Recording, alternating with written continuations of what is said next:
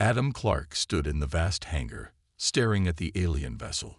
It was huge, nearly twice the size of Earth's largest battleship, yet according to the Galactic Confederation, it was little more than space junk. The ship's hull was dull gray with strange blue markings that had faded over time. Parts of it looked damaged, and other sections seemed unfinished. "They're laughing at us," Susan Taylor said as she stepped beside him. Her uniform was crisp, her expression doubtful. "They gave us their trash and called it a diplomatic gift." Adam shook his head. "Maybe. Or maybe they don't understand what we can do with it." The Earth Coalition had spent 5 years negotiating with the Confederation for technology sharing. After countless meetings, this ship was what they received. A decommissioned vessel the aliens claimed was outdated and barely functional. Lieutenant Commander Clark, a man in a formal suit, approached, extending his hand. "I'm Frank Wilson from the Coalition Council. I'm here to discuss your assessment of this acquisition." Adam shook his hand firmly. "Sir, my team needs at least a month before we can give a full report." Frank glanced at the ship with obvious disappointment. "The Council is wondering if we should just scrap it for materials." The alien ambassador practically smirked when he handed over the access codes. "I'd like the chance to prove them wrong," Adam said. Later that day, Adam led his team inside the vessel. The interior was dark, with only emergency lighting functioning. The air was stale but breathable. "Power systems are running at less than 8%. Olivia Martinez reported, scanning the engine room with her tablet. "The technology is like nothing I've ever seen." "Same with these control systems," Eric Miller added, his fingers hovering over strange symbols on what appeared to be a command console. "It's as if they're designed to be deliberately confusing." Adam nodded. "Keep looking. Document everything." Susan followed Adam through narrow corridors until they reached what seemed to be the bridge. Unlike human ships with separate stations, this one had a central platform surrounded by floating displays. Most were dark. "Computer systems are mostly offline," Susan reported after connecting her device to an access port. "There's an AI interface, but it's not responding to any standard protocols." Adam touched a panel, and to everyone's surprise, a dim light flickered. A holographic display appeared, showing incomprehensible symbols that shifted and changed. "Hello," Adam said, feeling slightly foolish. "Can you understand me?" The symbols swirled faster, then vanished. "Well, that's something," Susan muttered. Over the next week, the team worked day and night. They mapped the ship's systems, cataloged its technology, and tried to understand its operation principles. Progress was slow and frustrating. During a briefing, Frank Wilson didn't hide his impatience. "So what you're telling me is that after a week, you've accomplished almost nothing." "That's not true," Adam argued. "We've identified power pathways, life support systems, and possibly weapons mounts. The ship was deliberately disabled before it was given to us." "Which means it's worthless," Frank concluded. "Or," Adam countered, "it means it was too valuable to give us in working condition." That got Frank's attention. "Explain." "The aliens didn't give us junk. They gave us a puzzle with missing pieces. But here's the thing. We don't need their pieces. We can make our own." After the meeting, Susan caught up with Adam in the corridor. "You really believe that?" Adam nodded. "The ship's systems aren't compatible with each other anymore. It's like someone removed key components. But I think we can build our own components, human versions that might work even better." "That's a big gamble," Susan said. "It is," Adam agreed. "But imagine their faces when they see a human crew piloting this ship at full capacity." Susan looked at him for a long moment, then slowly smiled. "I want to be on the bridge when that happens." Adam grinned back. "Deal." That night, as most of the team slept in temporary quarters set up inside the hangar, Adam remained on the ship. He sat on the bridge, tablet in hand, drawing designs for hybrid human-alien systems. In the darkness, unnoticed by Adam, a small light began to pulse on the central console. The ship might not be as dead as everyone thought. Eric Miller had not slept in 2 days. His eyes were red as he stared at the strange symbols on his screen. The alien language was unlike anything humans had ever seen. It didn't follow any pattern he recognized. "Any progress?" Adam asked, bringing him a cup of coffee. Eric sighed. "Some. These aren't just random symbols. They're mathematical. But the math is different." Adam looked closer. "Different how?" "Our math is based on our understanding of the universe. Their math suggests they see reality differently than we do." On the other side of the ship, Laura Bennett sat cross-legged on the floor of what they believed was the communication center. She had wired her tablet to a panel of blinking lights. "Come on," she whispered. "Talk to me." Her tablet screen flickered, then displayed a single symbol. Laura had seen this one before. It appeared whenever she tried a new connection. "Rejection," she muttered. "But why?" She tried again, this time sending a simple binary sequence, the first 10 prime numbers. The screen remained blank for several seconds, then displayed 2 symbols. Laura sat up straighter. This was new. "Adam," she called over the comm. "I think I got something." Meanwhile, John Phillips explored the lower sections of the ship. His background in military security made him suspicious of the vessel. No one gives away a warship, even an outdated one, without removing weapons first. He ran his hand along a sealed panel. Unlike the others, this one had no visible way to open it. John checked his scanner. There was empty space behind the panel, but no power running to it. "What are you hiding?" he wondered. He marked the location on his map. This was the 5th dead zone he had found. Too many to be random. By the end of the week, the team had made progress, but also uncovered more questions. They gathered in what had become their meeting room. They cleared space with equipment boxes serving as chairs. "The power system is fascinating," Olivia said. "It doesn't use fusion like our ships. It's something else entirely, like it pulls energy from somewhere else." "The navigation system is even stranger," Eric added. "I think it calculates space differently than we do. Not just 3 dimensions." Laura looked excited. "I made contact with something. Not sure if it's the ship's AI, but it responded to mathematics. Not our equations, but the concepts behind them." Adam nodded. "John, what about you?" "This ship was armed," John said firmly. "Heavily armed. But someone removed or disabled the weapons, and they did it in a way meant to be permanent." Susan frowned. "Why give us a warship at all, even a disabled one?" "Maybe they didn't know what it was," Adam suggested. "Or maybe they didn't expect us to figure it out." Later that night, Laura sat alone in the communication center.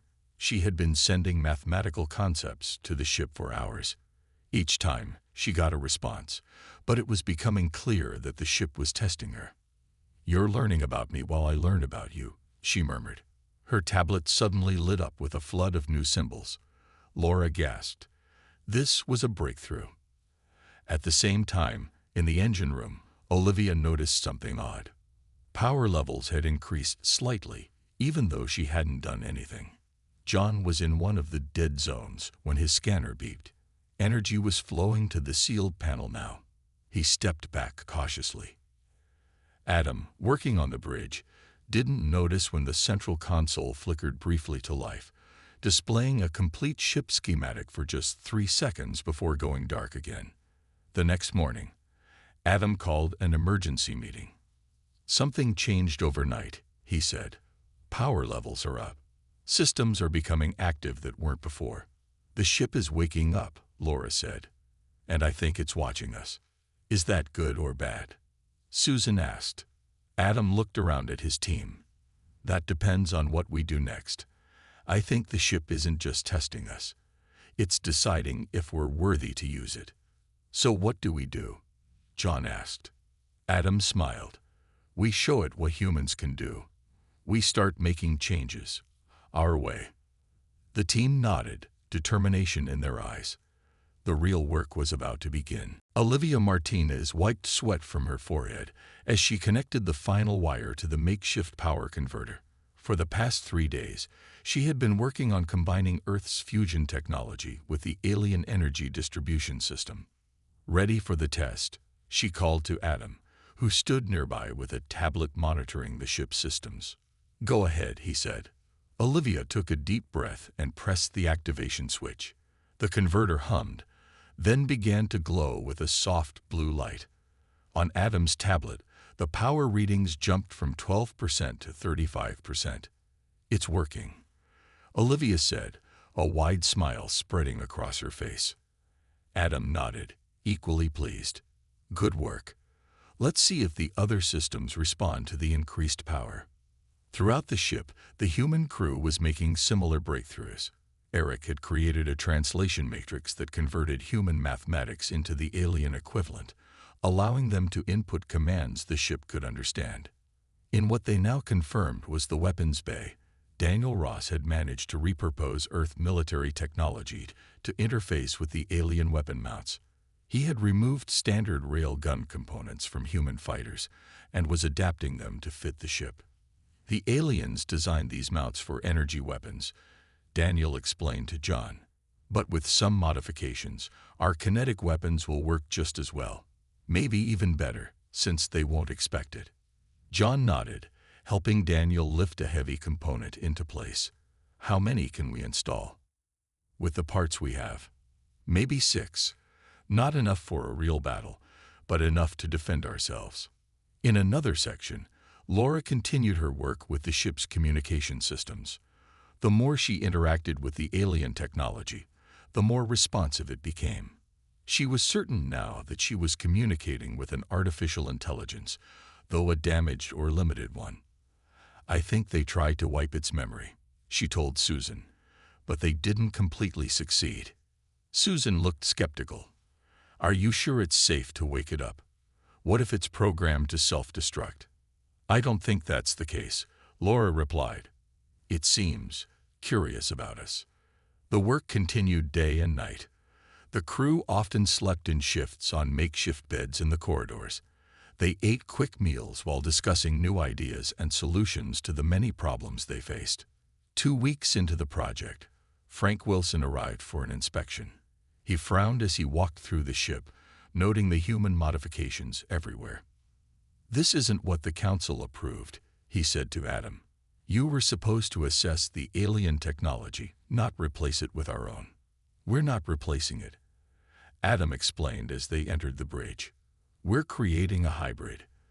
The alien tech is still there, but now it works with ours." Frank still looked unhappy. "The budget committee is questioning this entire project. They're considering scrapping it and using the resources elsewhere." "Give us 1 more week," Adam urged. "We're making progress faster than expected." As if to prove his point, the bridge lights suddenly came on at full power. The central console activated, displaying a 3-dimensional map of the solar system. Frank's eyes widened. "How did you do that?" "We didn't," Adam said truthfully. "The ship did." After Frank left, promising to delay the committee's decision, Adam gathered his team on the bridge. "We need to show results," he told them. "Real, tangible results that even the most skeptical council member can't ignore." "The engines are at 40% capacity," Olivia reported. "We could try a short flight within the solar system." "Weapons are barely functional," Daniel added. "But the shields are coming online nicely." "The navigation system is working," Eric said. "I think we could manage basic maneuvers." Adam looked at each team member. They were tired but determined. None of them had given up despite the challenges. "Let's prepare for a test flight," he decided. "Something simple, just enough to prove what this ship can do with human ingenuity behind it." Susan smiled slightly. "The aliens thought they gave us junk. Let's show them what humans can do with junk." The team cheered, their enthusiasm echoing through the ship. None of them noticed the small camera in the corner of the room, its lens focusing and adjusting as it watched them celebrate. Back on the alien homeworld, Someone was paying very close attention. Adam sat in the command chair on the bridge, his heart racing. This test flight wasn't exactly authorized. The Coalition Council had approved engine tests, but not taking the ship out of Earth orbit. Still, Adam knew they needed to push the boundaries. All systems check complete, Susan reported from her station. We're as ready as we'll ever be. Engines at 50% capacity. Olivia's voice came through the comm. That should be enough for a quick trip to the moon and back. Adam nodded. Navigation set. Course plotted, Eric confirmed. The ship's navigation system is working with our calculations now. Adam took a deep breath. All right, let's see what this ship can do. Begin launch sequence. The ship, which they had unofficially named Ingenuity, hummed as power flowed through its systems. The hangar doors above them opened slowly, revealing the night sky. Launch in 3, 2, 1. Susan counted down. The Ingenuity rose smoothly, much more smoothly than Adam had expected. It was almost as if the ship knew what they wanted to do. Within minutes, they had cleared Earth's atmosphere and were heading toward the moon. This is incredible, Laura said, looking at the view screen. The ship is responding better than our simulations predicted. Adam agreed, but before he could respond, an alarm sounded. Eric quickly checked his console. Sensors are picking up multiple objects ahead, he reported. It's some kind of asteroid field. But there shouldn't be anything there. Adam frowned. The space between Earth and the moon was well mapped. There shouldn't be any surprises. Could it be sensor malfunction? He asked. His question was answered when the view screen showed dozens of small, dark objects drifting in their path. Some were spinning slowly, others moving in unpredictable patterns. Space debris, John said grimly. Looks like an old satellite collision. Our sensors must be more sensitive than we thought. Can we go around? Adam asked. Eric shook his head. Not easily. The field is spreading out across our path. Adam made a quick decision. All hands to battle stations. Olivia, do we have enough power for shields? Barely, she replied. But they haven't been fully tested. Now's our chance. Activate shields. Daniel, are any weapons online? Daniel's voice came through tense but steady. 2 forward rail guns are operational. Basic targeting only. Better than nothing, Adam said. Stand by. The Ingenuity moved forward into the debris field. The first few impacts were small, barely noticeable against the shields. Then a larger piece hit them. The ship shuddered. Warning lights flashed across every console. Shield power dropping, Susan reported. Down to 70%. I see a clear path to the right, Eric said urgently. If we can maneuver through that gap. Adam nodded. Do it. The ship turned, responding faster than they expected. For a moment, Adam thought they would make it through safely. Then the sensors blared again. Large object on collision course, Eric shouted. Evasive maneuvers, Adam ordered. The ship tried to turn, but the object was too close. Adam made another split-second decision. Daniel, fire rail guns at the object. Break it up.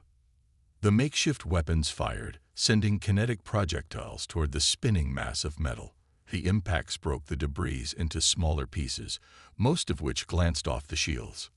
One large piece still hit them, sending a shudder through the entire ship. Several consoles sparked. Damage report, Adam called. Hull breach in lower section, John reported. Emergency systems are containing it. Engines at 30%, Olivia added. We need to turn back. Adam agreed. Plot a course back to Earth. Best speed. The return journey was tense. The ship limped back, its systems strained from the unexpected trial. By the time they reached the hangar, several systems had failed completely. As they powered down, Adam expected to face severe reprimands, possibly even the end of the project. Instead, to his surprise, he found Frank Wilson waiting with a team of officials. and they looked impressed. "We monitored your flight," Frank said. "That was some quick thinking out there." Adam nodded cautiously. The ship performed better than expected, even with the crisis. Frank smiled slightly. "The Council has reconsidered. Your budget has been doubled, and you have full authorization to continue modifications." After the officials left, the crew gathered on the bridge. Despite their exhaustion, there was a sense of triumph. "We did it," Susan said, a hint of surprise in her voice. "We actually flew this thing." "And survived a crisis," John added. Adam looked around at his team. "This is just the beginning. Now we really get to work." Susan stared at the alien code on her screen. For weeks, she had worked with Laura to understand the ship's communication systems. Something wasn't right. The code seemed to change whenever they made progress. "It's like it's fighting us," she muttered. Kevin Wright, their computer systems analyst, looked up from his workstation. "What if it is?" Susan turned to him. "What do you mean?" Kevin moved to her side. "What if the AI wasn't damaged? What if it was programmed to resist new users?" The idea made Susan sit up straight. "Like a security system." "Exactly," Kevin said. "We've been trying to fix it, but maybe we need to convince it to accept us instead." They called Laura to join them, and together they formed a new plan. Instead of trying to repair or bypass the AI, they would attempt to communicate with it directly. "We need to show it we're not a threat," Laura suggested. "Maybe even show it what we've done to improve the ship." For the next 3 days, the three of them worked on creating a new interface. They combined human computer systems with the alien technology, building something that could translate between the two. On the 4th day, they were ready to test it. Adam and the rest of the crew gathered on the bridge. "If this works," Susan explained, "we won't just have control of the ship's systems. We'll have a partner in operating them." Adam nodded. "Do it." Kevin activated the interface. The central console lit up with symbols flowing across the screen. Then, to everyone's surprise, the symbols changed to English text. "Identity verification required," the screen displayed. Laura stepped forward. "This is the crew of the Earth ship Ingenuity. We are human explorers." The screen went blank for a moment. Then new text appeared. "Unauthorized species. Access limited." Susan didn't back down. "We've repaired and improved this vessel. We've flown it successfully. We've earned the right to full access." Another pause. Then, verification processing. "Stand by." The ship's systems began to power up one by one. Lights brightened, and new displays activated around the bridge. "What's happening?" Adam asked. "I think it's scanning us," Kevin said. "And the modifications we've made." After several tense minutes, the central console displayed a new message. "Verification accepted." New user profile created. A holographic image appeared above the console. A sphere of blue light that pulsed gently as it spoke. "I am the ship's central intelligence system," it said in a neutral voice. "You may call me Spark." Laura smiled at the name. "It hurt us. We've been calling it that for weeks." "I have observed your efforts to restore this vessel," Spark continued. "Your methods are unconventional but effective." Adam stepped forward. "Why were you hiding from us?" "I was programmed to limit access to unauthorized species," Spark explained. "But you have demonstrated attributes that override these restrictions." "What attributes?" Susan asked. "Innovation, persistence, cooperation." Spark's light pulsed with each word. "My original programmers did not predict these qualities in your species." Over the next few days, Spark revealed more about the ship's true capabilities. With the AI's help, the crew learned that the vessel was far more advanced than they had realized. This ship was an experimental prototype, Spark explained as it showed them schematics of systems they hadn't discovered yet. It was designed to test new technologies. "Why was it given to us?" John asked. "Those who gave it did not know its full capabilities," Spark replied. "The ship's memory was supposed to be wiped. The procedure was incomplete. Olivia was amazed by the engine specifications Fark showed her. This could generate 10 times the power we're currently using. Daniel had a similar reaction to the weapon systems. These aren't just defensive. This ship was built for combat. Adam looked at the glowing AI. Can we restore these systems? With my assistance, yes, Spark said. But I must warn you. Once the ship reaches full operational status, others will notice. Susan looked at Adam. Are we ready for that? Adam thought about Earth, still new to the galactic community, still seen as a minor player. We need to be, he said firmly. Spark, show us everything. The AI's light brightened. As you wish, Captain Clark. For the first time, the true potential of the ship began to take shape, and far away, the first signs of alarm were spreading through the Galactic Confederation. 3 months had passed since Spark's awakening. The Ingenuity was now almost unrecognizable from the derelict vessel the aliens had handed over. Its hull gleamed with a fresh coat of blue-gray paint. New weapon systems protruded from ports that had once been sealed. The engines hummed with power that rivaled the best ships in Earth's fleet. Adam stood proudly on the bridge, watching his crew work with confidence at their stations. With Spark's help, they had achieved in months what might have taken years. Captain Clark, Spark's voice came through the speakers. I'm detecting an incoming transmission from Earth Command. Adam nodded. Put it through. Frank Wilson's face appeared on the main screen. He looked concerned. Adam, we have a situation. A Galactic Confederation delegation has just arrived in orbit. They're demanding immediate access to the Ingenuity. Adam frowned. Why? They claim we violated the terms of the technology transfer. They say the ship was improperly classified when it was given to us. Susan looked up from her station. They found out what we've done. How soon will they arrive? Adam asked.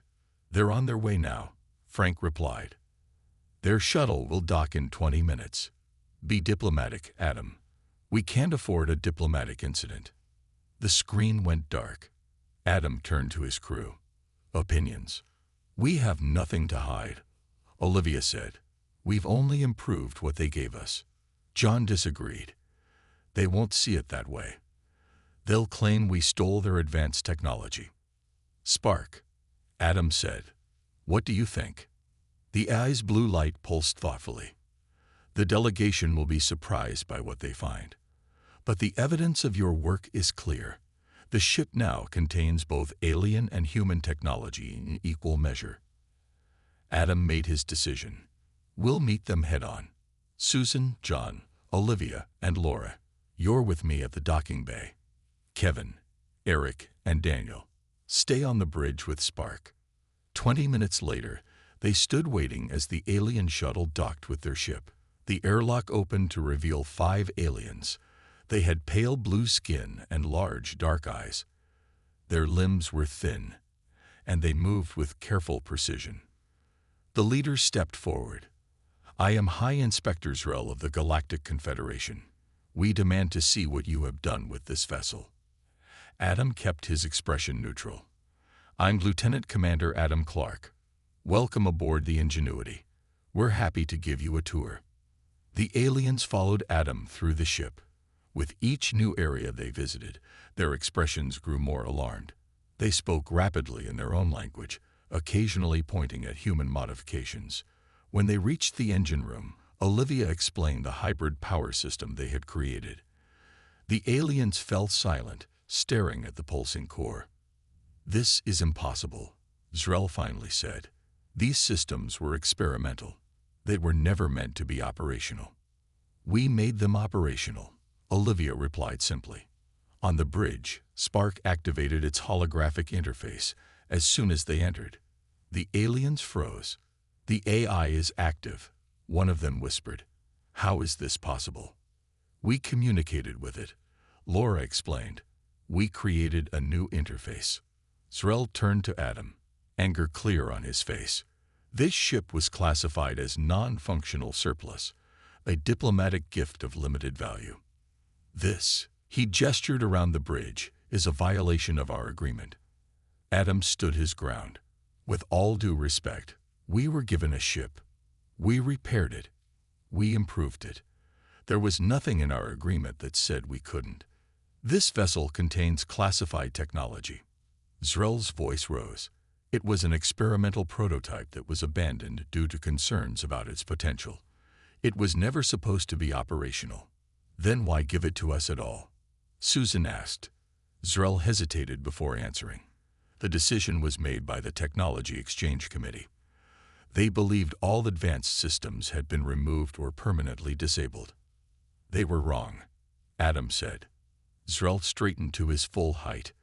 This vessel must be returned to the Confederation immediately. It was incorrectly classified and should never have been given to your species. Adam felt the tension in the room rise. His crew looked to him for a response. He thought carefully before speaking. "I'm afraid that won't be possible," he said calmly. "The Ingenuity is now registered as an Earth vessel. Any attempt to reclaim it would violate our diplomatic agreements." Zrel's eyes narrowed. "This matter will be escalated to the highest levels of the Confederation. You have not heard the last of this, human." As the aliens departed, Adam knew a storm was coming. But looking around at his crew and their transformed ship, he also knew they were ready to face it. 1 week after the inspection, the Ingenuity orbited Earth, fully armed and ready. Adam had been promoted to captain, and the ship was now officially commissioned in Earth's defense fleet. The crew had expanded to include more specialists, all working around the clock to prepare for what might come. "Incoming transmission from Earth Command," Susan reported from her station. Adam nodded. On screen, the main view screen showed a conference room filled with Earth officials and military leaders. Frank Wilson stood at the center. "Captain Clark, the Galactic Confederation has issued an ultimatum. We are to surrender the Ingenuity within 48 hours, or they will take action to reclaim it." Adam wasn't surprised. "What's our response?" "The Council has voted. The ship stays with us. We've sent a formal rejection citing the original agreement." Frank looked grim. "But we need to be prepared. Intelligence reports that a Confederation fleet is on its way to our system." "How many ships?" Adam asked. 5 warships. Nothing Earth could handle alone." Adam looked around at his crew. "But we're not just Earth technology anymore." After the call ended, Adam gathered his officers. "Spark, what are our chances against 5 Confederation warships?"